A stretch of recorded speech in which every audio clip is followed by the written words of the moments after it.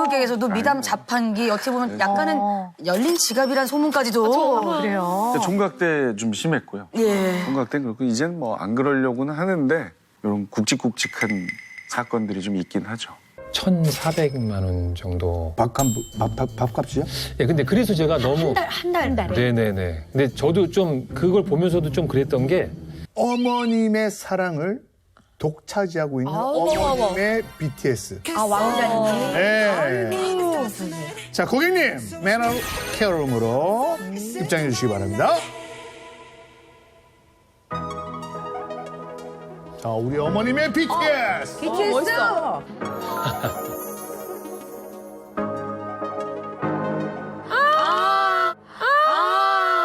어머님들의 왕자죠. 네. 오은영의 금쪽 상담소에 오신 고객님 환영합니다. 자기소개해주세요. 빛나는 솔로라고 대본에 써 있었지만 사실은 외로운 솔로 25년 차 연기자 김승수입니다. 반갑습니다. 김승수 씨에 관련된 루머들을 탈탈 털어왔습니다. 루머. 사실 깜짝이야, 나 진짜 너무 깜짝 놀랐어. 김승수는 한 번 갔다 왔다. 사실 중간에 한 번 쓱 갔다 왔다라는 얘기가 있습니다. 사실입니까? 사실은 제가 이제 극 중에서 이제 뭐 아이를 키우는 이제 돌싱남 그런 역할도 하고 맞아. 이혼을 했던 어떤 역할들을 좀 했어서 그런 거를 보시고 좀 진짜라고 생각하시나 봐요. 실제로도 저렇지 않나라고 생각하셔서 또 좋은 사람 만나야지라는 식으로 얘기하시는 분도 좋은 사람 만나야지. 뭐요? 아이 뭐 알고 있습니다. 이런 식으로 이제 그렇게 좀 생각하시는 분들이 많이 계세요. 혹시 비혼주의자시거나 결혼을 안 하시는 뭐 특별한 이유가 있으신가요? 뭐 전혀 비용은 아니고요. 전혀. 저는 사실 한 10여 년 전서부터 이제 결혼을 해야지라는 생각을 되게 많이 했었는데 마음 먹은 이후부터 오히려 더 연애가 아니에요. 네, 연애도 안 되고 찾으면 그때부터 안 보이더라고요. 그게 참 근데 작품 수가 무려 60편이면은 지금 이순재 선생님, 남은희 선생님들 일 배우라고 해도 무방한 거죠?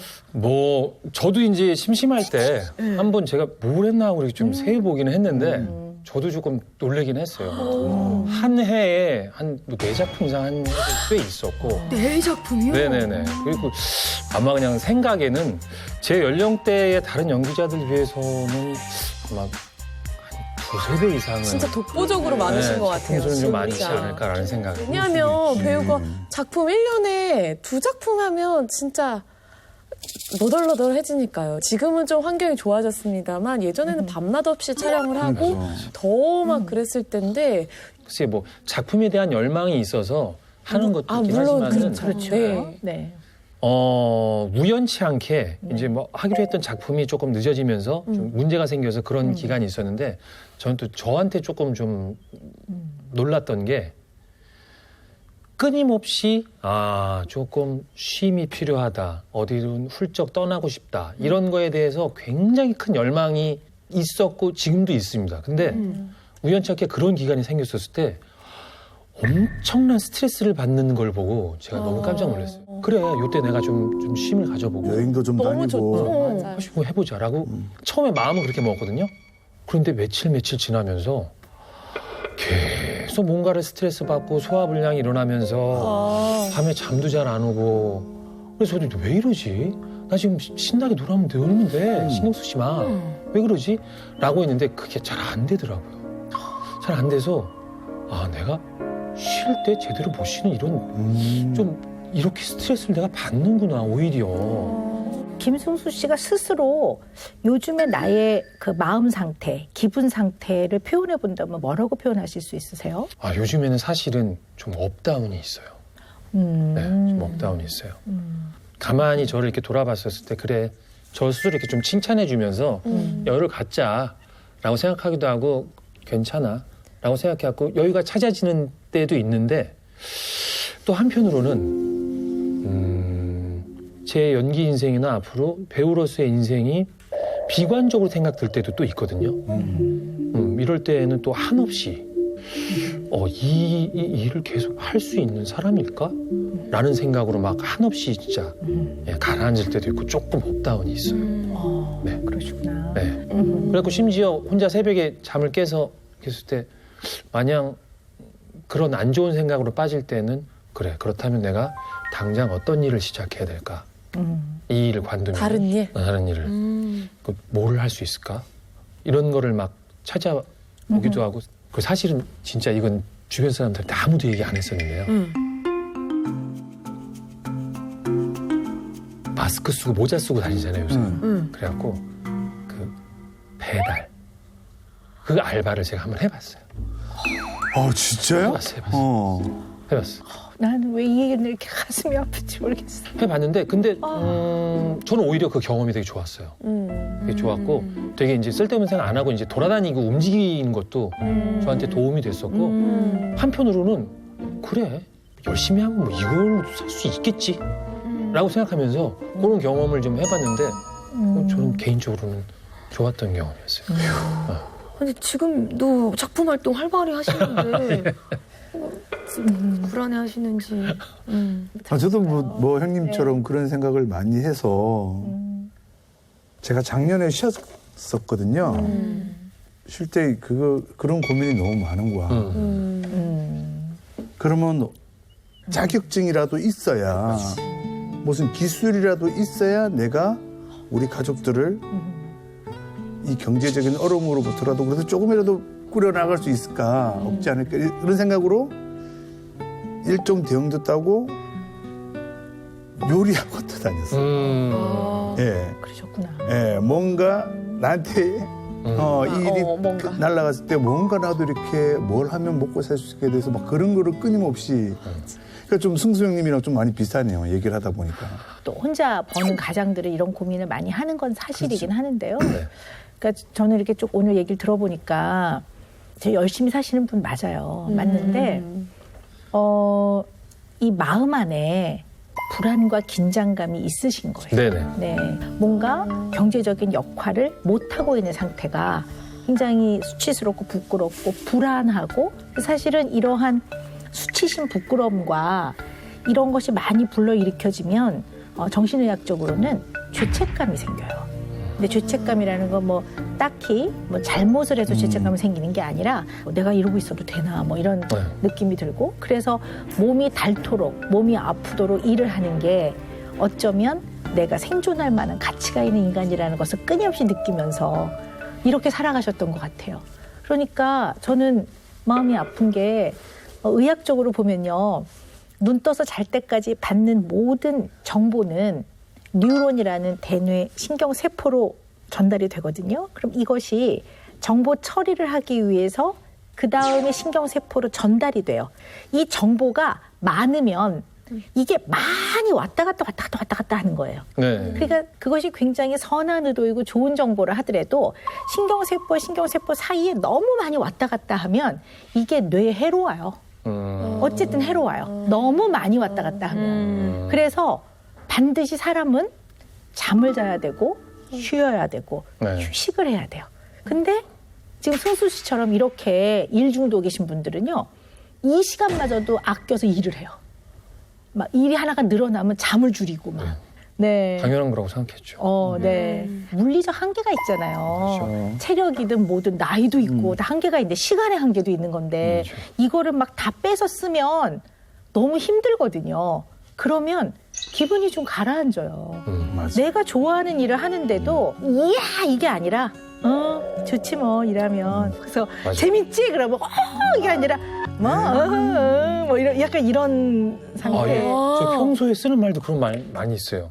누가 뭐 이렇게 하고 그러면 그게 그런 거지 뭐가 더 있어. 네. 약간 그런 게 좀 있어요. 네. 좀 이렇게 막 어떤 거에 대해서 반응을 사실 진짜 잘 안 해요. 네네. 반응을 잘 안 하고 기쁜 일이 있어도 진짜로 좀 기쁜 일이 있어도 그래 좋네. 네, 그런 상태. 약간 가라앉은 상태라고 봐요. 그래서 원래는 명랑하고 쾌활하실 것 같아요. 근데 지금은 이런 오늘 쭉 말씀드린 것들이 겹겹이 쌓여서 뭐 이렇게 슬프진 않지만 기분이 약간 가라앉아 있는 거죠. 그래서 이것도 정신의학적으로요.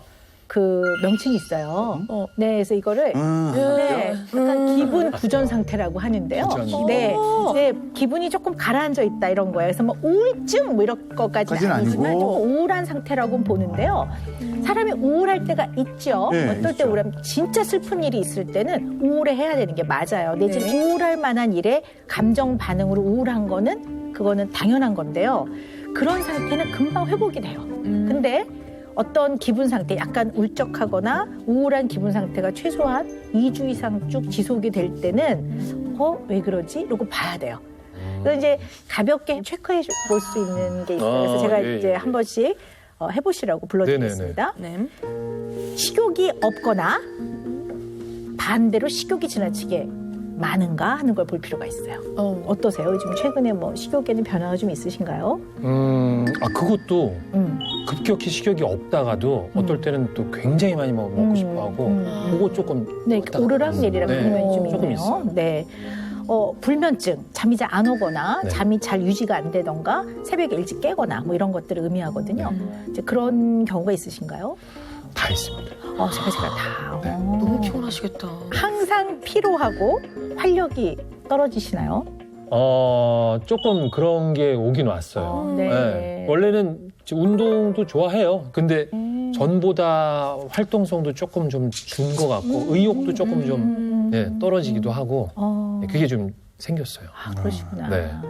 혹시 이제 뭐 작은 일에도 내가 잘못한 거 아닌가? 내가 내가 별로인 것 같아. 이렇게 조금 본인의 이미지가 잘 타격을 받거나 자존감 같은 거 이렇게 좀 타격이 있는 일이 많으신가요? 좀 신경 쓰는 편이에요. 네, 신경 쓰는 편이에요. 여러 사람들, 다른 사람들하고 있었을 때 분위기나 뭐나 이런 것도 좀 많이 살피기도 하고 그런 거에 대한 원인이 혹시 나였을까라는 생각도 좀 하는 편이고 네. 그 왜 울적한 마음이 오래 지속이 되면요. 네. 이거는 이제 감정 카테고리로 보면 감정의 문제인데요. 이게 거기서 끝나지 않고요. 생각에도 영향을 줘요. 그래서 집중력이 많이 떨어지고요. 기억력이 약간 떨어지고. 네네. 근데 뭘 결정할 때도 빨리빨리 결정이 안 되고 좀 그럴 수 있거든요. 좀 그러세요? 그것도 조금 있는 것 같아요. 저는 원래 그 일이나 뭐나 이런 걸 누구한테 상의해 본 적이 없어요. 거의 모든 걸 그냥 다 저 혼자 고민하고 결정하고 하는데 진짜 이것도 지금 얼마 전부터 좀 생각이 좀 많아지고 좋게 표현해서 신중해진 건데 약간은 전보다는 좀 우유부단해지고 쓸데없는 생각, 걱정들이 좀 생기면서 네. 제대로 판단하는 건가 네. 이런 생각을 좀 네. 쌤, CT 준비하겠습니다. 바로 날짜 잡아야죠. 예. 치료를 좀 받아야 될 정도로 기분이 좀 울적하거나 뭐 이럴 때 우리가 이제 기분 부전 장애 이렇게 얘기를 하는데요. 그래서 이제 우울의 뭐 일종이라고도 보는데 아주 명확한 분명한 우울증 상태까지는 아니고요. 네. 기분이 약간 가라앉아 있는 상태라고 보는데요.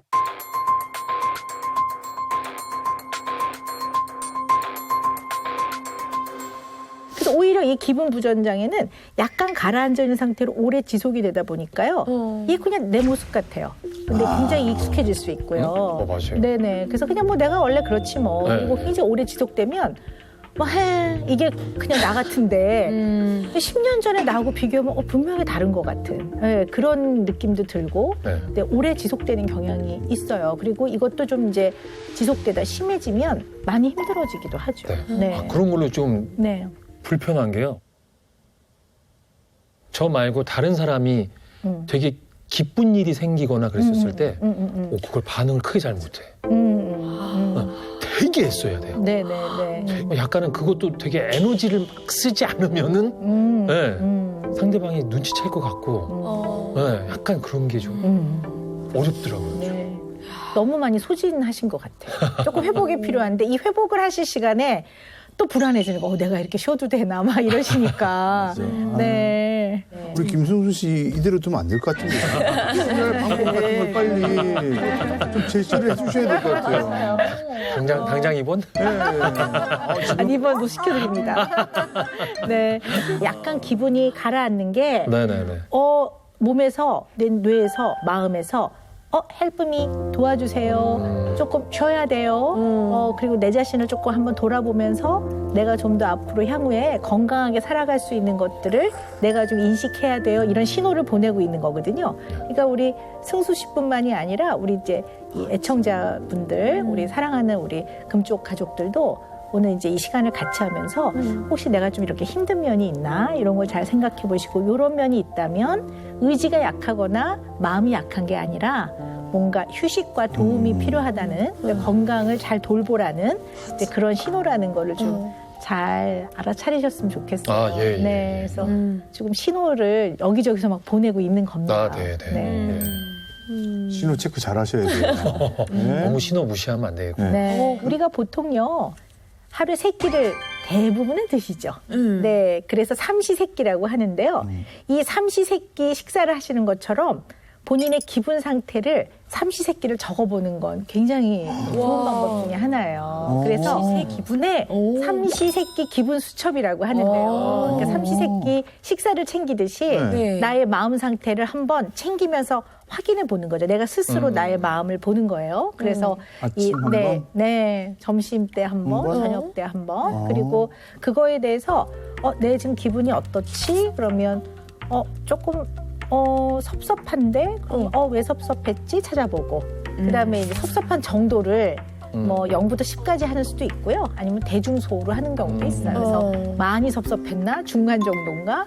조금인가? 이렇게 해서 나의 기분 상태를 한번 확인해서 보는 거. 그러다 보면 이제 더 발전적으로 어떻게 가냐면요. 그냥 불안한데 단순히 불안이 아니라 불안으로는 느끼지만 뭐 그 원래 감정은 다른 감정일 수도 있어요. 굉장히 뭐 서운했을 때도 불안으로 느끼기도 해요.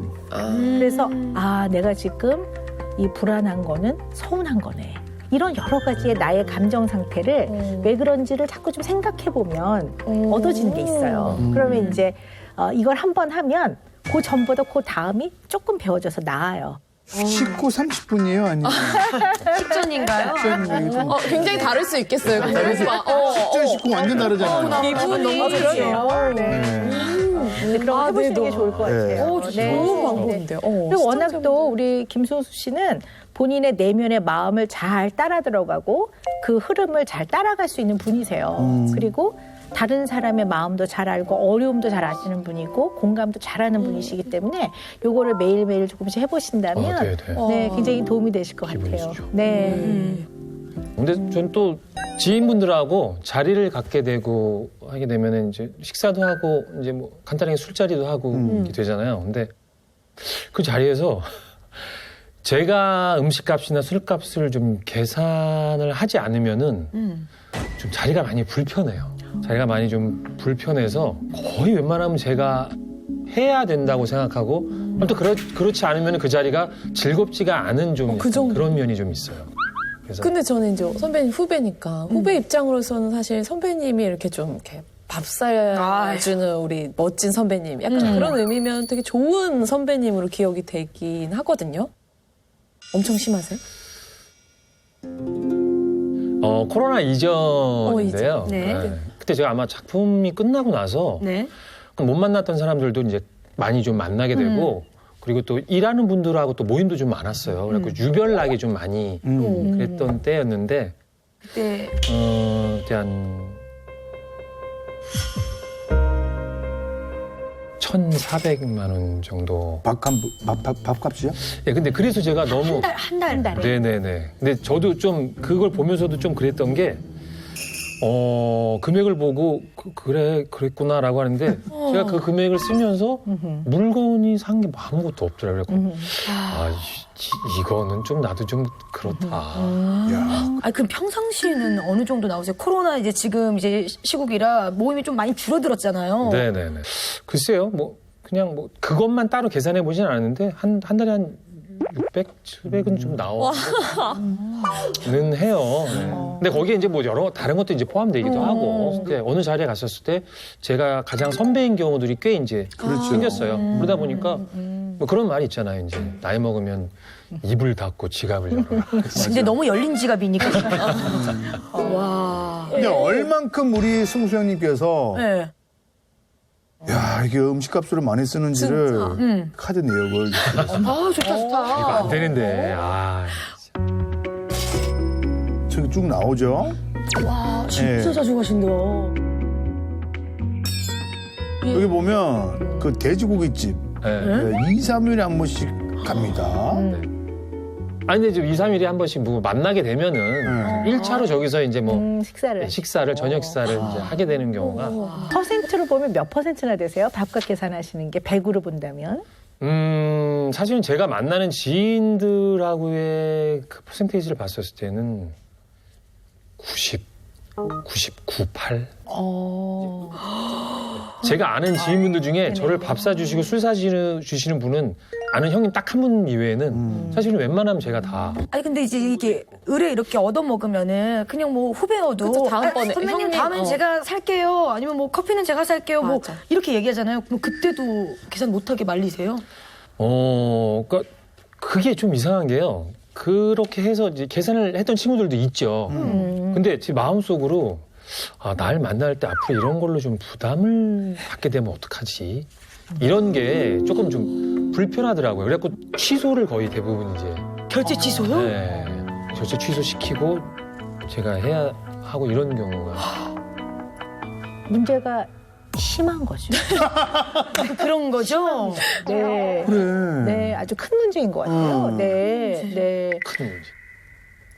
김승수 씨가 나는 이 차는 가고 싶지 않았는데 뭐 분위기 때문에 윤지양이 계속 오빠 가요, 2차 오랜만에 윤지가 가면 뵙는데. 가야죠. 아니 그러니까 안 근데 가고 싶어. 나래도 가재. 더 가야죠, 그러면. 아니 그러니까 그런 식으로 하지 말고 근데 가고 싶지 않았단 말이지 본인은.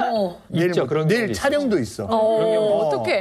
사실은 먼저 들어가야 되면은 여기서 한 얼마 정도 더 먹어도 되니까 그거까지 할 테니까 그거 먹고 가. 돈을 미리 이를 내준다고요? 계산하고 가신다고. 너 몇 잔 더 먹을 것 같은데 그거까지만 하고 나는 이만 먼저. 그렇게 한 적도 있죠. 일부러 막 이렇게 좀 형을 이용하는 사람도 있을 있겠다. 수 있잖아요. 이게 딱 티가 나는데. 뭐 그렇게까지 제가 막 깊이 생각하지는 않았지만은 뭐 한때는 뭐 이렇게 자기 지인들 저는 모르는 지인들하고 같이 와서 이제 아니, 그러지 마 형. 근데 뭐 드시고. 네. 아니 근데 저는 뭐 그걸 막 이렇게 막 나쁘게 생각하지 않고 또 동생의 친구들을 또 알게 되는 경우도 있어서 그래서 그냥 뭐 이렇게 했는데 그렇다고 막 그렇게 막 그걸 저를 막 이용하려고 그렇게까지 한 그런 거는 제가 못 느꼈고. 후배들 중에 아예 김승수 씨랑 만난다 그러면은 의뢰 지갑 안 갖고 오는 후배들도 있을 것 같아요. 아니 여기는 무조건 계산해 주니까 맞아, 어차피 형이. 아니 그리고 이 정도면 그냥 빈손으로 가도 택시비 해줄 뿐이야. 어머머머. 그런 적도 있으세요? 택시비나 대리비 같은 거 다 차비 내주시는데. 뭐 해준 적 많이 있죠. 그러니까 전 그런 분위기를 못 참는 것 같아요. 살짝 이렇게 왔어요. 이렇게 뭘 먹는데 뭐 먹을까 했었을 때 누군가 이제 계산을 해야 되는 어떤 상황이거나 뭘 해야 되는 상황일 때 약간 눈치를 보면서 더 시킬까 말까 하는 그런 분위기 있잖아요. 누가 계산할지를 모르니까. 근데 저는 좋게 즐겁게 만나서 즐거운 시간 보내자고 한 자리에 약간은 그런 것 때문에 조금 머뭇거리거나 어색해지는 분위기가 안 생기는 게 저한테도 너무 좋고. 문제가 그 정도가 깊습니다. 네. 네. 그래서 이제 이유를 찾아봐야 돼요. 왜냐하면 제가 봤을 때 김승수 씨의 지금 우리가 의논해야 되는 점은 돈을 헤프게 쓴다든가 낭비를 한다든가 그런 개념으로 절대 이해하시면 안 되는 문제고요. 우리 김승수 씨한테는 이 계산을 하는 거, 돈을 내는 거에 굉장한 깊은 의미가 있어요. 제가 봤을 때는. 네. 그래서 이걸 안 했을 때 본인이 이것이 불편하고 나쁘다고 생각하시는 것 같아요. 근데 사실 꼭 그렇지 않아요. 그래서 오늘의 가장 핵심은 김승수 씨 마음 안에 있는 그 불편감의 정체를 알아내는 걸 거예요, 아마도. 네. 네, 왜냐하면 그냥 불편해서 끝나는 게 아니라 그리고 그 불편한 마음을 더 헤쳐 들어갈 기회도 없었던 것 같아요. 왜냐하면 돈을 내버리는 걸로 마무리를 해버리니까. 네, 그러니까 그 마음의 불편함에 접근할 기회가 없는 거죠. 네. 자, 그렇다면 그 불편한 그 마음의 정체는 뭘까요? 그 마음은 어떤 마음일까?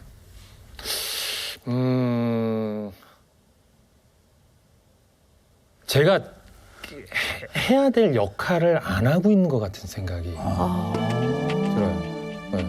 네. 이거 근데 이 자리에서는 내가 이 역할을 해야 되는 사람인 것 같은데 가장 중요한 그 역할을 내가 안 하는 거 아닌가. 네. 그런 것 때문에 좀 불편한 거.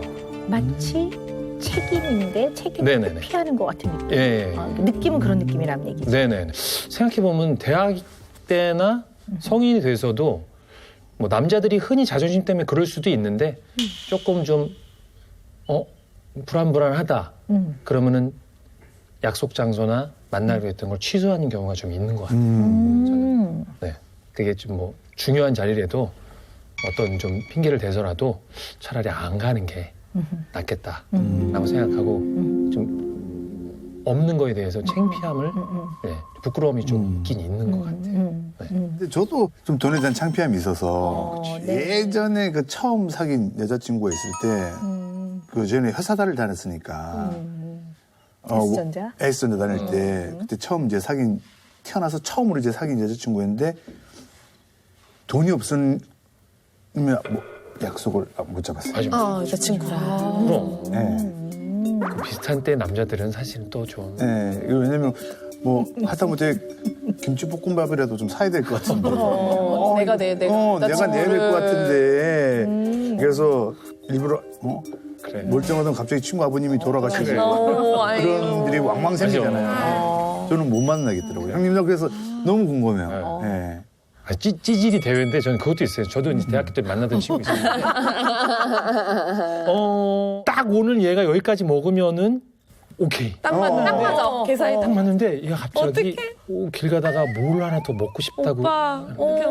하면서 그래서 근데 티는 안 내고 그래 먹자. 그래고 어떡해. 딱 먹고 나니까 차비가 진짜로 없는 거예요. 차비가. 그럼 어떡해. 차비 없어갖고 그 친구 집에서 저희 집까지 몇 킬로 정도? 키로수를 모르겠어요. 6시간 5분을 걸어서 갔었어요. 6시간 15분이요? 형. 국토대장정처럼 가셨네요? 형이 이겼어요. 오빠가 이겼는데? 그러니까 이게 허세가 아니고요. 우리 김준호 씨가 돈에 대해서는 굉장히 이렇게 뭔가 그 상황에서 창피하다고 느끼시는 것 같아요. 그러니까 돈이 없다고 얘기를 한다든가 또는 그것만이 아니라 내가 여기서 내는 것이 인간의 도리라고 생각하니까 도리를 못한다는 생각이 들 때는 창피하다고 느끼니까 이 두 가지가 딱 맞물려 버리면 언제나 내야 하는 거죠, 돈을. 근데 이제 어떤 걸 생각해 보셔야 되냐면 처음에는 다들 고마워요, 뭐 형 고마워요, 뭐 이렇게 얘기를 한단 말이에요. 네네. 근데 이걸 또 내면 어쩌다 안 내면 오늘은 왜 안 내는 거야? 이렇게 돼서 이게 이제 어떡해. 당연하다고 보거든요. 당연하다고. 그러면 이제 이게 언제나 당연하게 내는 사람이 되기 때문에 안 내면 섭섭해요. 안 낸다고. 근데 사실 냉정하게 보면 이게 어떻게 보면 관계를 좀 변질시키는 거라고도 볼 수가 있어요. 그래서 잘 생각을 좀 해보셔야 될 것 같아요. 이게 무슨 얘기냐면 우리가 모임을 했을 때 돈을 가장 많이 버는 사람이 언제나 돈을 내는 건 아니거든요. 친구들끼리 모였어요. 네. 근데 A란 사람이 이제 제일 경제력이 좋아요. 근데 B, C, D는 뭐 그냥 그 사람보다 훨씬 못해요. 근데 한 사람당 한 그냥 10,000원 정도 되는 식사를 먹으러 간다. 10,000원 정도 되게 내죠. 네네. 먹을 정도. 네. 그 정도 회비를 해서 모여서 즐겁게 놀 수 있거든요. 그 사람들의 경제적인 상황에 부담되지 않게 모이면 되거든요. 근데 매번 A가 내면 경제적인 부담은 안 느낄지 모르지만 어떤 사람은 그 자리가 불편할 수 있어요. 매번 내가 내지 못하는 그렇다고 막 몇십만 원 쏘는 게 아니라 내가 오늘 모임에서 균등하게 그냥 모든 사람이 어떻게 보면 공평하게 시간을 보내는 걸 경험하고 싶은 사람도 있거든요. 그렇게는 좀 잘은 생각은 안 해봤는데 제가 어려웠던 시절도 꽤 있었거든요. 그걸 한번 생각해 보면은 그때도 저 같이 만나고 하는 사람들이 있었는데 그냥 편안하게 말은 못했던 것 같은 약간 그런 것도 좀 그냥 이렇게 내가 막 편안하게 얘기하지는 못했던 것 같은 그런 생각도 좀 들긴 드네요. 네. 뭔가 돈을 해결해야 되는 것이 김승수 씨의 책임과 역할이라고 생각하는 면이 있는 거예요. 네, 있죠. 한번 들어볼까요? 저는 사실은 또 이제 어렸을 때는 좀 유복한 가정이라 할 수 있었죠. 네, 뭐 기억에 뭐 집에 이렇게 작지만 이렇게 연못도 있고 하고 그래서 되게 동화처럼 너무 즐겁고 그랬던 시간이 굉장히 많거든요. 6살 때 아버지가 이제 사고사로 돌아가셔서 갑자기 이제 집에 큰 변화가 이제 생겼던 거죠. 네. 근데 그때 이제 사업을 정리해야 되는 상황인데 저희 어머니는 이제 완전히 이제 가정주부시니까 사업에 대해서 전혀 모르시죠. 근데 그때 이제 할머니도 계셨고 주변 분들도 계셨고 이제 작은 아버지들도 계셨는데 정리를 하시는 과정에 잘 모르셔서 저희를 따로 데리고 나오셔갖고 어머니가 이제 홀로 키우셨는데 그런 몫을 잘 못 챙기셨어요. 아버님 유산 못 챙기시고. 몫을. 그래갖고 진짜 저희 누나하고 저를 따로 나와서 살 방만 어떻게 어렵게 그것만 하시고 어머니가 직접 이제 경제 활동을 새로 뭐든지 시작하셔야 될 그런 상황이었었어요. 그러셨군요. 네. 네. 몰락을 하신 건 어떻게 보면 그쵸, 경제적으로요. 그쵸. 네네. 저희 어머니한테 굉장히 감사한 게 어머니가 그런 거를 의식하셨는지 몇 배로 더 열심히 이렇게 노력하셨어요.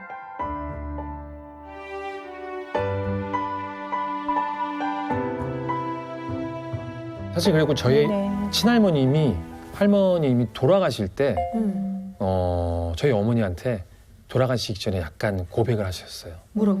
사실 그때 이제 정리하는 과정에 이렇게 경제적으로 뭔가 이렇게 있을 만한 게 있었는데 잘 못할 것 같아서 운영을 잘 못할 것 같아서 이제 누구한테 의뢰도 했고 했었는데 이제 그게 거의 다 사기처럼 다 이제 사라지고 나서서 저희 할머니가 차라리 이제 우리 어머니 너한테 차라리 맡겼으면 오히려 더 좋았을 뻔했다고 굉장히 이제 후회하시면서 네, 그런 고백을 돌아가시기 전에 이제 하셨죠. 그 사실을 알게 되신 게 김승수 씨가 몇 살 때세요? 제가 9살? 아직도 너무 어려요. 네. 어린 나이다. 너무 어렵구나. 네네. 어쨌든 그 뭐 가까운 여러 지인들이 그 일에 연루가 돼 있었을 텐데 네네. 그 사실을 이제 9살 때 알게 되고 그다음에 이제 그 이후에 쭉 성장을 하셨잖아요. 네네. 그러면 그분들에 대해서 이렇게 생각을 해보면 돈과 관련된 어떤 마음이 있으실 거예요. 돈과 관련된 개념. 그러니까 김승수 씨한테 돈은 뭘까? 뭐 이런 것들을 파악을 해보려면 그때의 기억들은 굉장히 중요할 것 같아요. 네. 어렸음에도 불구하고 사실은 섭섭한 생각이 들긴 들었어요. 제가 더 성인이 되고 난 다음에 뭐 더 그런 거에 대해서 좀 분노가 일었을 때는 그래 난 커서 저 사람들하고는 일체 관계를 연을 끊고 만나고 싶지 않다라는 생각도 가졌었고 이제 그런 것들이 말씀하신 대로 아마 경제적으로 힘들고 어려웠었을 때 좀 그런 생각을 더 가졌었던 것 같아요. 네. 들어보니까요. 이게 참 돈 앞에 정말 장사가 없고 돈 앞에 정말 사람들이 치사하구나. 정말 야 이게 어떻게 이럴 수가 있나 이런 생각이 드셨을 것 같아요. 그리고 이런 과정에서 돈에 대한 개념이 생기신 것 같아요. 네. 그러니까 돈은 없으면 안정감이 깨지고 네. 돈이 없으면 불행해지기도 하는구나 이런 생각을 하시면서 이제 돈을 뭐 스크루지처럼 그렇게 모으는 게 아니라 이렇게 안정된 경제적 어떤 수입이 김승수 씨한테는 굉장히 심리적인 안정과 동시에 또 그게 기본이 돼야지만 행복하기도 하고 네. 그러니까 이 돈이라는 게 굉장히 많은 의미를 가지셨던 것 같아요. 그리고 자꾸 좀 상황이 어려운 사람들을 돈을 내게 하는 거는 마치 굉장히 승수 씨가 치사한 사람이 되는 것 같은 약간 그런 느낌이 있으신 것 같아요. 더 심하게 말해서는 부당하다고 생각하는 게 있는 것 같아요. 네네네. 그거는 하면 안 된다라는 네. 생각을 좀 갖고 있는 것 같아요. 마치 돈을 뺏는 것 같은 네네네. 약간 그런 느낌. 정말 네네. 뺏는 게 아닌데도 그러니까 돈을 안 내면 도리가 아닌 거죠. 돈을 내야지만 인간의 도리를 다한다고 생각하시는 이러한 생각과 또 마음들이 사실 뿌리가 깊은 거죠. 근데 음식값을 계산하지 않는다고 해서 김승수 씨가 후배들한테 좋은 선배가 아닌 건 아니다라는 말씀 제가 하고 싶은 거거든요. 자, 오늘- 은영 매직 들어갑니다. 네. 내가 오늘은 커피 살게. 커피는 내가 산대 오늘. 네, 내가 오늘은 살게. 커피는 내가 살게. 밥은 네가 사. 그렇게까지. 예. 네. 하실 수 있으실 것 같으세요? 네. 연습하셔야 돼요. 네. 자, 그래서 준비했습니다. 예. 마세요. 커피 내가 살게. 네. 이걸 들고 나갈까? 네. 들고 다니세요. 감사합니다. 야, 커피는 내가 살게. 아, 진짜 이 문제에 대해서 누구하고 상담이 아니라 얘기조차 해본 적도 없는데, 네. 진짜 그것만으로도 조금 답답함이 풀리는 것 같고, 또 그 안에 제가 왜 그랬는지에 대해서 너무 그냥 아무 이유도 없이 나는 그러나? 라고 생각했는데, 진짜 실체적으로, 그래, 그런 이유가 있었겠구나. 라는 생각을 할 수 있게 돼서, 그런 면에도 제가 저를 좀 다독일 땐 다독이고, 절제시킬 수 있는 어떤 방법이 좀 보이는 것 같아서, 정말 너무 감사하고 좋은 시간이었습니다. 많이 참고 맞아요. 살아요. 네, 우리 뭐 형돈 씨는 잘 알겠지만 어저께 너무 참으니까 이제 좀 그만 참고 싶은데 때로는 뭐 참지 않아도 될 때도 참고 이러니까 이 본격적으로 이제 오 박사님을 한번 뵈야 되겠다고 생각한 계기가 있었어요 최근에. 그러니까 시험 공부하던 때. 네, 10월 중순인데 공인중개사 시험 이제 2차 올해 시험을 봤으니까 제 일을 하면서 준비한다는 게 쉽지 않죠. 아까도 말씀드렸지만 너무나 힘든 시험이어서 거기에 올인을 해도 지금 모자랄 판인데 제 일을 하다가 뭐 또 공부하다가 또 무슨 또 중요한 일이 있으면 또 막 한 두세 달을 그냥 못 보고 넘어가고 이러다 보니까 막판에 봉착을 하니까 너무 걱정이 되는 거예요. 그래서 마지막 한 달, 그러니까 9월 말부터 10월 말까지 집에를 안 들어갔어요. 왜요? 그러니까 공부에 집중을 하려고 일이 끝나면 제 후배 녹음실에 탕비실처럼 이렇게 마련된 공간이 있는데 거기에 책상을 넣고 후배에게 부탁을 하고 내가 일이 끝나면 여기 와서 한 달만 공부를 좀 하게 해달라. 그래서 이제 거기 가서 새벽 한 1시까지 해요. 한 12시쯤 됐나요? 그러니까 뭐 별일이 없는데 갑자기 막 눈물이 나는 거예요. 그냥 예. 공부를 하고 있어요. 예, 그냥 그 공법, 부동산 공법이라고 정말 힘든 과목을 이렇게 하다가 나도 모르게 막 이렇게 제 일이 아침 여성시대 이제 라디오 진행을 하다 보면 그 사연들 이렇게 다른 분들의 이야기에서 너무 아픈 이야기, 때로 뭐 재밌는 이야기들을 이렇게 들어드리고 이러는 거에 익숙해져 있는데 막상 내 고민을 어딘가에 가서 얘기해보진 않았구나. 계속 참고 있었구나. 그게 그냥 나도 모르게. 아니 라디오국에 이제 소문이 좀 돌더라고요. 뭔 소문이요? 아침마다 누가 그렇게 운다. 아니 아니 뭘 아침마다. 아니, 그러니까 사연 보내신 분이 좀 당황스러울 정도로. 그러니까 아주 많이는 아닌데 도저히 참을 수 없을 정도로 아픈 사연들을 제가 읽을 때 막 이렇게 되는 거 있잖아요. 그러니까 옆에 이제 양희은 누님이 너 옆에 가서 코 풀고 와. 그러고서는 이제 마저 읽어주셨고 그거를 이제 또 라디오 그 스팟 뭐뭐뭐뭐한 여성시대 이렇게 할 때 그게 한 세네 달 나갔었어요. 그래서 그런 소문이 돌았고. 사람들이 제가 매일 우는 줄 그게 아니고. 서경석 양희은의 여성시대 이렇게 해서 그게 한 4달 정도. 제가 그걸 들었나 봐요. 네가 그걸 들으셨어. 예. 어느 때에도 참으시는 것 같으세요? 몸이 아픈데도 좀 참았다거나. 몸이 아픈데 참았던 거는 이제 진짜 사나이 촬영. 화면에는 표시 안 났던 여러 장면들이 있어요. 어떤 거요?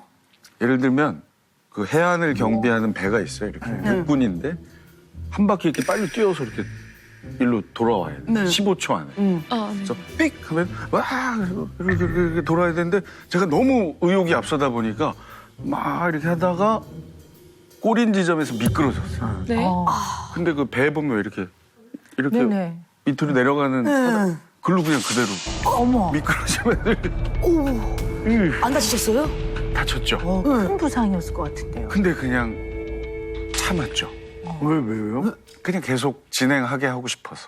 근데 이제 중요한 건 팔이 이렇게 밑으로 내려가면서 여기 자세히 보시면 보여요. 이렇게 예, 이게 네. 이제 지금. 이게 일자로 이렇게 쭉 가 있죠. 뭔가가. 예. 아니 근데 다른 데는 괜찮으셨어요? 뭐 되게 갈비뼈 같은 데도 골절이 되는데요. 그렇게 떨어지시면. 그러니까 이게 또 갈비뼈도 한번 제가 금이 간 적이 있는데 가끔 쉬게 됩니다. 기침하게 힘들고. 맞아요. 그거는 이제 파병을 갔어요. 필리핀으로 진짜 사나이 때. 갔는데 이렇게 수해복구 작업을 했기 때문에 이렇게 들어가지고 철근 같은 거 이렇게 쓱 나르는 거 있잖아요. 네. 그거를 제가 이렇게 안내하는 신호수. 네, 뭐 밑에서. 이렇게.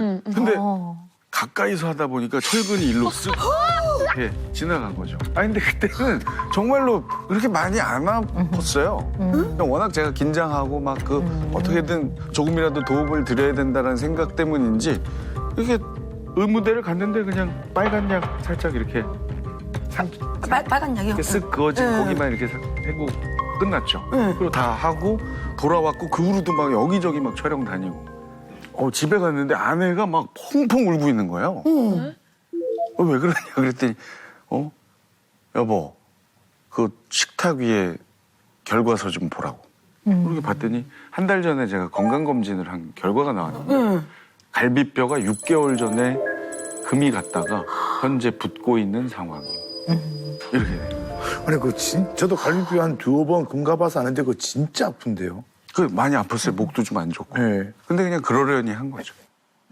말 그대로 진짜 사나이 아니에요. 그냥 아픈 거를 굳이 이렇게 얘기하면서 하지 않아야 되는 거 아닌가. 아니, 그 혹시 본인의 몸에 대해서 좀 무감각하신 거예요? 신경을 좀 안 쓰신다거나. 그러니까 건강을 조금 과신하는 편이긴 하죠. 네, 나는 건강하다. 난 진짜 사나이다. 아니 위험한 거하고 용감한 건 다른 건데요. 용감한 건 다른 건데. 오 박사님 이렇게 가만히 이렇게 계시니까 약간 무섭니다. 네. 이제 오 박사님에게 혼날 일만 남았어요. 그럼 그래요? 아니, 저는 이제 오 박사님이 이 테스트와 모든 얘기를 듣고 표정이 되게 복잡 미묘하시더라고요. 그래서 네. 오 박사님 어떻게 보셨나 저는 궁금하거든요. 서경석 씨를 제가 간단하게 검사를 좀 미리 해봤거든요. 겸손하면서도 자신감 있고 중용적인 모습으로 이면을 살피고 긍정적인 편을 취하면서 융통성 있게 어려움을 해결하고 스스로에 대한 만족감이 높다. 이거는 영화 히어로에 나오는 주인공 캐릭터 설명 같은데. 아니 이 이거 정도는 마지막은 자뻑 아니에요? 아니 왜 만족? 그런데 있죠. 예. 네, 그 뒤에가 있습니다. 그런데요, 왜 사람은 완벽하지 않잖아요. 그러니까 이제 자기 안에는 약한 면도 있고 어떨 때는 조금 보여주고 싶지 않은 면들도 있어요. 단점이나 뭐 어려운 점 이런 거를 잘 보여주고 싶어하지 않죠. 그건 맞습니다. 네, 그래서 이런 것 좀 약간 방어적이라고 표현을 해요. 그러니까 방어적이라고 해서 실수 안 하려고 2번 정도 읽고 가면 될 거를 20번 읽고 가죠. 읽고 또 읽고 읽고 또 읽고 해서 본인 스스로가 이 정도면 내가 창피하지 않을 것 같아. 실수하는 내 모습은 내가 견디기 어려워. 약간 그런 면들이 내면 안에 있으시더라고요. 근데 경석 씨는요, 인내심도 많은 분이세요. 왜 우리가 사람이 잘 참고 견디고 인내하는 사람들이 있고 이걸 정말 못 참는 사람이 있는데 정말 잘 참고 견디고 인내하는 분이세요. 그래서 이제 참지 마세요라는 게 별로 좋은 조언이 아니에요. 왜냐하면 본인 스스로가 원래 그냥 그런 사람이에요. 왜 되게 좋고 능력도 있고 좋은 유전자도 물려받고 왜 그런 사람 있잖아요. 머리도 좋은데 성격도 좋아. 원만해, 겸손해, 잘 참아. 굉장히 좋은 사람인데 서경석 씨가 저 너무 많이 참는 거 아닙니까? 하는 데에는 다르게 봐야 되는 부분이 제가 볼 때 있어요. 네. 그래서 오늘 그 얘기를 좀 우리가 많이 나눠야 될 것 같아요. 육군사관학교를 지원하셨을 때 어떤 마음에서 지원하셨나 이게 궁금해요. 지금은 이제 돌아가셨지만 저희 아버님이 사업 실패 이후에 막내가 잠깐 아빠랑 얘기 좀 하자. 왜 그러세요? 그랬는데 이제 이 아빠는 너 대학 보낼 형편이 안 된다. 그러니 국가가 지원하는 곳을 가는 게 어떻겠냐. 그래서 아무것도 몰랐지만 알겠습니다, 아버지. 예, 제가 한번 해볼게요. 마음을 먹고 이제 시작을 했는데 정말 운 좋게 너무나 큰 결과가 나와서 이제 뭐 아주 대전에서는 유명 인사였었어요. 네, 그럼요. 학교에 막 플래카드 걸리고 지방사 아침 방송에 막 엄마랑 손잡고 출연하고. 근데 경석 씨한테 조금 궁금한 거는요. 네. 그만두셨잖아요. 이유가 있었을 것 같아요. 그거는 간단합니다. 그냥 저하고 안 어울리는 일이라고 판단을 해서요. 네. 그러니까 평생 군인이라는 직업을 할 수 있겠다라는 자신감이 없어서 네. 그러니까 제 성격하고는 좀 안 맞는 판단을 한 건데 그냥 이렇게 좋은 게 좋은 거지 그냥 적응해야지 할 수도 있었겠지만 근데 그게 저는 이게 안 되겠더라고요. 제가. 그래서 이제 그만한 거죠. 그런데 지금 곰곰이 생각해 보면 사관학교 수석 딱 발표가 났을 때 아버님의 그 표정이나 아버님이 어떻게 반응하셨는지 기억나세요? 그 합격 말고요. 제가 나왔을 때 그때 좀 많이 힘들어하셨죠. 네. 엄마가 특히 어머니가 많이 우셨고 지금도 참 잊혀지지 않는 장면이 하나 있는데 학교를 나올 때 어디서 많이 본 아주머니가 저 앞에 계시더라고요. 엄마가 와서 기다리고 계셨어요. 근데 와, 이게 영화 같은 게 비가 어마어마하게 비가. 근데 어머니는 그냥 저를 보자마자 이제 눈물을 흘리시고 저도 이게 뭐 이렇게 뭔 말을 해야 될지 모르겠더라고요. 그래서 저도 그냥 같이 아무 말 없이 강남 고속버스 터미널로 가서 대전행 버스를 탔어요. 그래서 제가 이제 한 천안쯤 갔을 때 얘기했던 것 같아요. 엄마 이렇게 손을 잡고 정말 죄송한데 내가 이게 끝까지 못할 것 같아서 이런 결정을 했는데 내년에 더 큰 기쁨을 안겨드리겠습니다.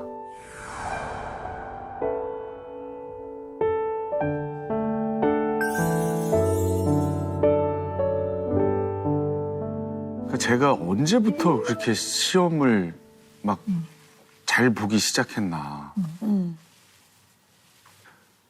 대전역에 제가 신문을 팔러 간 적이 있어요. 초등학교 때. 6학년에. 그러니까 집이 공중분해되고 뭔가 해야 되겠다. 우리 그 전까지는 그냥 뭐 아무 생각 없이 그냥 건전지집 막내 아들로 잘 지내다가 힘든 생활을 해보고 나서부터 뭔가 가게에 도움이 돼야지 하고 신문 50부를 들고 대전역에 가서 이렇게 내리시는 분들한테 이렇게. 그래서 25부를 팔면 26개부터는 제 돈이에요. 50부 중에. 네, 그 기억이 나요. 근데 23개인가까지 하고 못 팔았던 것 같아요. 그리고 그날 집에 와서 그럼 내가 지금 할 수 있는 게 뭐냐. 그리고 공부를 한 것 같아요. 제가 오늘 들어보니까 이분은 그냥 태어나서 지금까지 무지하게 열심히 사신 분이에요. 그러니까 본인의 삶을 어깨에 딱 메고 그리고 열심히 사시는 분인데 네. 우리 서경석 씨의 어린 시절에 어느 누구도 원치 않았고 어느 누구도 일부러 그런 건 아니지만 굉장히 어려움과 굴곡이 있었단 말이에요. 우리 서경석 씨한테는 열심히 해서 나의 능력으로 이 어려운 위기를 극복을 해내는 것이 너무나 중요한 분이신 것 같아요. 네, 이게 참 네. 좋긴 한데 제가 네네. 사실 신문을 못 팔았으면 나는 정말 장사 수완도 없고 그 모르는 사람에게는 말도 못 되는 이런 부족한 사람이구나 이래야 되는데 이걸 안 된다면 그럼 다른 걸로 해볼까 했더니 또 되고 이러면서 그냥 이렇게 난 무조건 어떻게든 이겨나갈 수 있는 사람이야 라고 스스로 생각하면서 살아온 것 같아요. 그래서 궁금한 게 또 있어요. 네. 왜 공인중개사 시험을 보시려고 했는지 굉장히 궁금해요. 혹시 뭐 기획부동산 이런 데 조금 뭐 이렇게 조금 손해를 보시거나 혹시 그런 적 있으세요? 그런 건 없는 그런 건 없고요. 네. 다만 이제 어렸을 때 저희 아버지 사업 실패했을 때 이제 저희 집이 경매당하는 현장을 어릴 적에 이렇게 본 적은 있죠. 도대체 얼마나 힘들길래 다들 저렇게 합격하면 열광하고 공부 과정을 힘들어 하는지 직접 그 안으로 들어가기 전에는 그다지 어렵지 않겠지.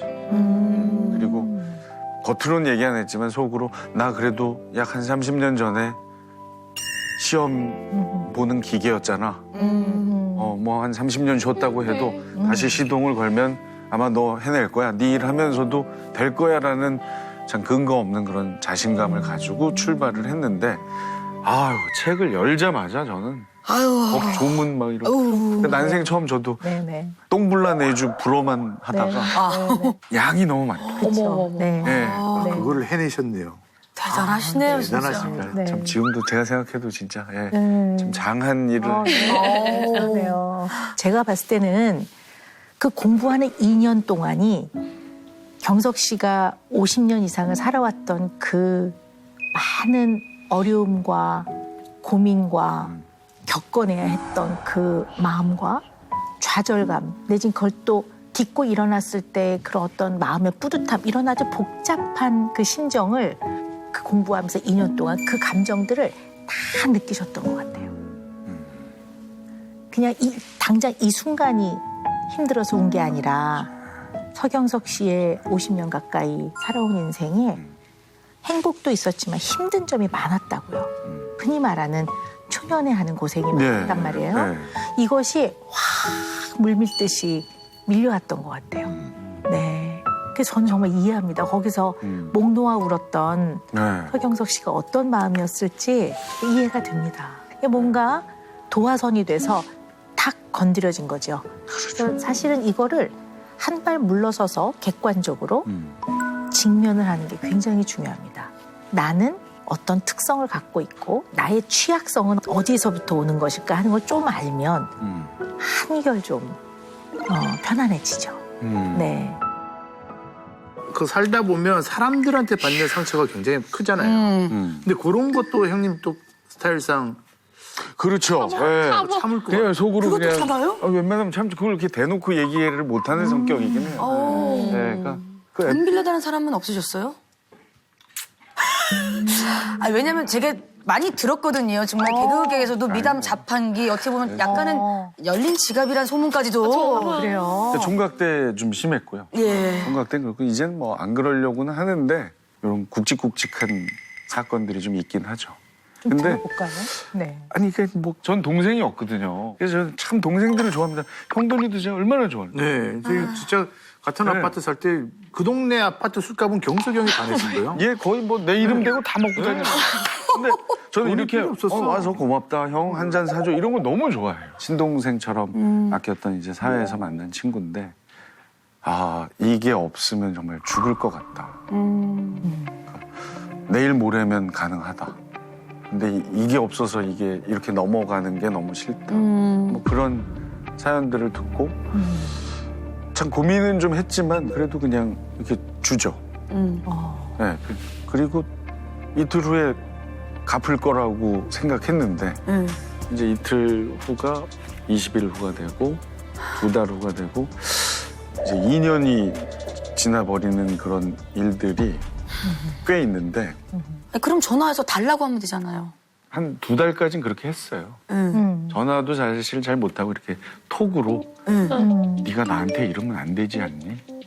이렇게 이러면 한 2달까지는 이제 대응을 해요. 네, 조금만 기다려주세요. 뭐 이러다가 2달이 지나고 나서부터는 이제 아예 대꾸도 안 해? 예 그리고 막 제가 왜 진짜 잘 살고 있어요? 확실히 모르시는 거죠. 예. 근데 안 좋을 거예요. 분명히 안 좋을 거예요. 저는 제 친동생처럼 생각한 지금 그 친구가 제일 기억나고요. 근데 묘한 게요. 네. 그렇게 이제 잃죠. 경제적인 어떤 손해를 보죠. 그러면 또 이렇게 또 보충이 돼요? 그렇게 또 생각한다니까. 그러니까 아니 근데 그게 무슨 아니 그러니까 네가 아니 왜 내 남편도 아닌데 이렇게 네가- 속이 터지지? 그러니까 제 일상에 충실하면 이상하게 또 그거에 해당되는 좋은 일들이 이렇게 생겨서 그쵸. 어느 정도 보충이 돼요. 그러니까 이런 상황을 제일 가슴 아파하는 사람이 제 아내죠. 형수님이죠. 아내인데 아내한테 참 지금도 고마운 게 웬만한 거는 남편을 믿어줘요. 근데 사실 이거 좀 믿으실지 모르겠는데 저는 괜찮아요. 저는 사실 상관없거든요. 주변이 상관이 있다고 판단돼서 안 그러는 거죠. 근데 분명한 건 우리 서경석 씨는 아주 공감 능력이 잘 발달하신 분이고요. 또 능력도 아주 좋은 분이세요. 그러니까 쉽게 말하면 깨끗한 분이세요. 이렇게 깨끗해서 다른 사람한테 이렇게 이렇게 흠집을 안 내는 분인 거죠. 그러니까 본인 스스로가 굉장히 좋은 사람이에요. 그런데 사실은 그것 때문에 좀 아파요. 왜 아프냐면 마음이 아픈데 왜 이렇게 아파하는 면이 있을까 생각을 해보니까 우리 서경석 씨는 중요한 결정을 할 때 타인을 먼저 고려해서 결정하는 게 좀 많은 것 같아요. 어떻게 보면 아버지를 위해서 육군사관학교를 간 면도 있고 또 결국은 본인을 위해 결정은 하셨지만 그 한 2달 동안에는 나를 이렇게 격려해 주시고 응원해 주신 분들한테 너무 미안하다. 이걸 난감해서 어떡하나 굉장히 아마 고민을 하셨을 거예요. 그리고 돈을 꿔달라는 그 동생분들 물론 죽겠다고 하죠. 이게 해결 안 되면 형 난 죽을 거야. 이렇게 얘기를 하니까 이분들을 위해서 또 본인이 굉장히 아프면서까지 벌었던 성실하게 역할을 해서 벌었던 정당한 돈인데 어떻게 보면 서경석 씨의 마음과는 달리 약간 내가 뒤통수를 맞았나 해도 너무하다 이런 마음을 느끼신 적도 많단 말이에요.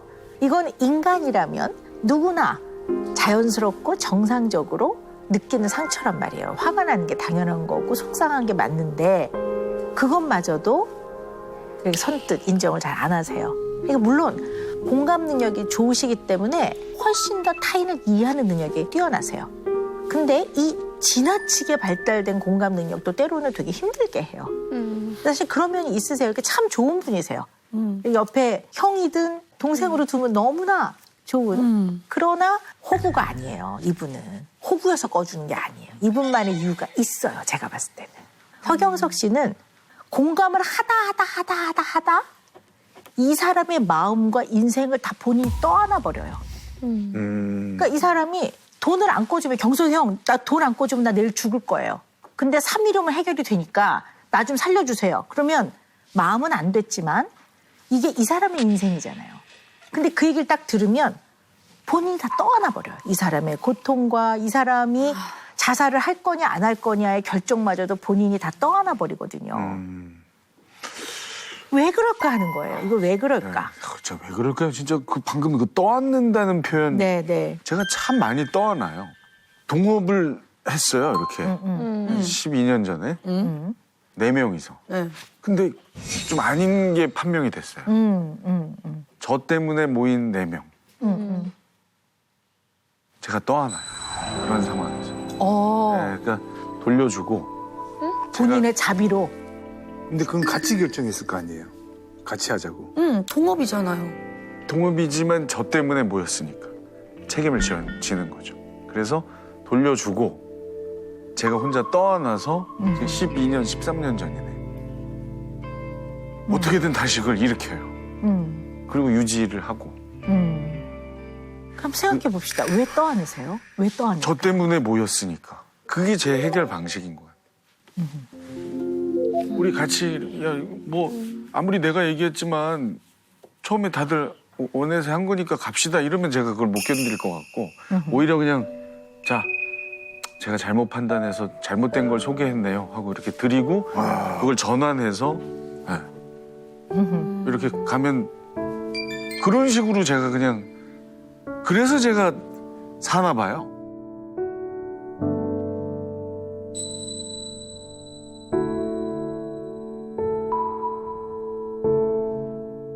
제가 봤을 때 우리 서경석 씨는요.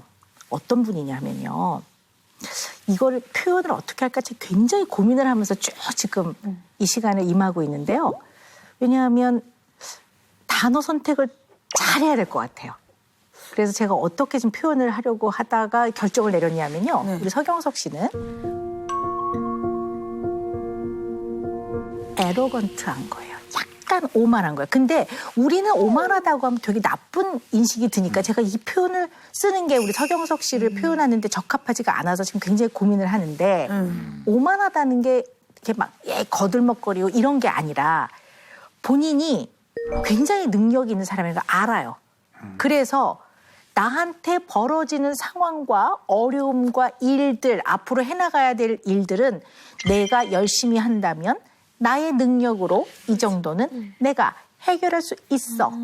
라는 본인에 대한 능력에 대한 믿음이 아주 지나치세요. 모든 걸 다 견뎌내고 해낼 것이다. 그렇죠. 나는 이거를 할수 있다. 해낼 수 있어. 할 수 있어보다는 해낼 수 있어라는 표현이 조금 더 정확한 표현인 것 같아요. 그래서 본인 자신의 능력에 대한 믿음인데요. 그 능력에 대한 지나친 믿음이 있으면 그냥 다 감당을 해야 된다고 생각하는 거죠. 그래서 심지어는 내가 감당할 수 있다고 판단해서 결정한 것을 실패라고 인정하고 싶지 않은 거예요. 그래 그냥 내가 결정한 거니까 이것도 내가 감당하고 난 그럴 수 있을 만한 능력이 돼. 그러니까 이게 자만이나 자법 이런 게 아니라 굉장히 자기 자신에 대한 그래요. 신뢰이기도 하지만 좀 지나쳐. 좀 지나쳐. 근데 이게 지나쳐서 생겨나는 문제들인 것 같아요. 그래서 언제나 내가 그거 못해라고 하는 게 너무 어려우실 거예요. 왜냐하면 나는 그럴 능력이 있고 이거를 해낼 수 있고 나는 이 상황을 잘 해결해낼 수 있을 거라고 늘 마음속에 생각하고 있어야지만 마음이 편안하고 안심이 되고 그래야지만 생존을 잘 해나갈 수 있는데 누구에겐가 에이 나 그거 못해 나 못 도와줘 라고 하는 말을 얼마나 하기 어려울까 이런 사람은. 이게 좀 너무 좋은 말씀을 해주신 게 제가 거절을 못하는 성격이라고 생각했는데 그게 아니라 다 해낼 자신이 있다고 생각하는 그렇죠. 사람. 그렇죠. 네. 진짜 오만한 완전 다른 네. 건데. 진짜 네. 오만한. 그래서 오만이라는 표현이 부정적인 의미가 있고 예, 예. 그리고 우리 서경석 씨는 그렇게 막 거드름을 피우고 오만방자한 사람이 아니기 때문에 오만이란 단어를 제가 선택할 때 굉장히 고민을 하고 이건 이제 거드름 잘난 척 오만방자가 아니고 자기 자신 능력에 대한 아주 견고한 믿음이 너무 넘쳐서 네 그런 면이 있으신 거죠. 좀 너무 좋은 말. 저는 진짜 네네. 제가 오만하다라는 거 물론 그 뜻은 아니시지만 네네네. 그 의미를 알 것 같아요. 오늘 네네. 그동안 제가 들었던 이야기 중에 가장 신선해요. 네. 여러분 이모셔널 뱀파이어라는 정서적 뱀파이어 정서적 네, 네 혹시 그런 거 들어보셨어요? 그런 얘기? 정서를 빨아먹어요? UCLA의 정신과 교수신데요. 주디스 올로프라는 교수님이 표현을 한 건데요.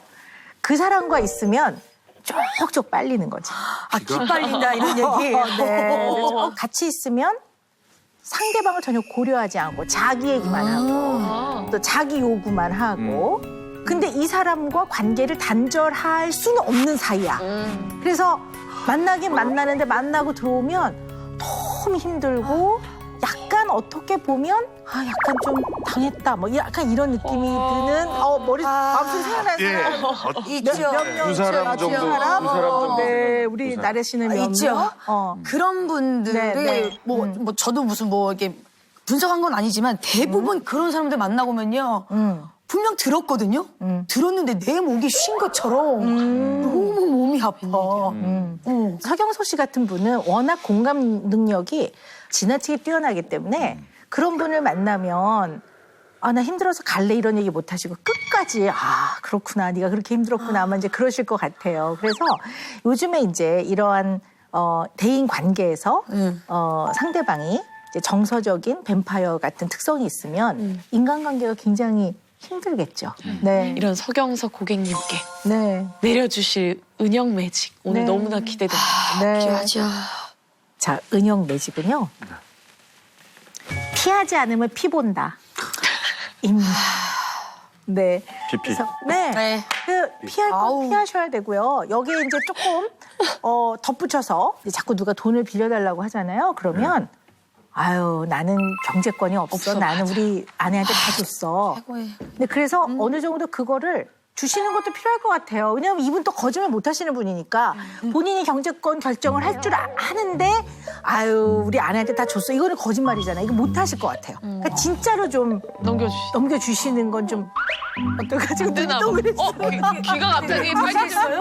그게 아니고요. 제가 경제권이 누구에게 있다고 얘기 안 했는데 오늘. 네. 어떻게 아세요 저한테? 영화다니까. 저한테 있는지 어떻게 그러실 것 같아요. 이미 아셨던 거예요? 네, 그러실 것 같아요. 혹시 그 제 동생 아세요? 술까지. 근데 저는 일단 이 시간 이후로는 정말 이제는 안 그럴 것 같습니다.